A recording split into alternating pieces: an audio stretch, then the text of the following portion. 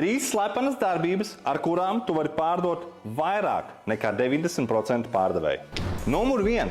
Nekad neesi pārāk sajūsmināts. Nu, iedomājies, tu aizej pie ārsta, tev sāp mugura, tu ieej kabinetā, un viņš tev saka, sveicināti! Tāds patiesas prieks jūs šeit redzēt. Kā var jums palīdzēt? Būtu bišķiņ dīvaini, vai ne? Numur 2.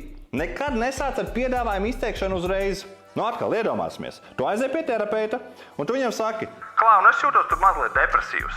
Un viņš tev, jā, nav problēma, tev vienkārši jādomā pozitīvāk, tas maksās 500 eiro. Nu, tā tas nenotiek, vai ne? Ko viņš dara? Viņš sāk uzdot jautājumus. Un numur 3.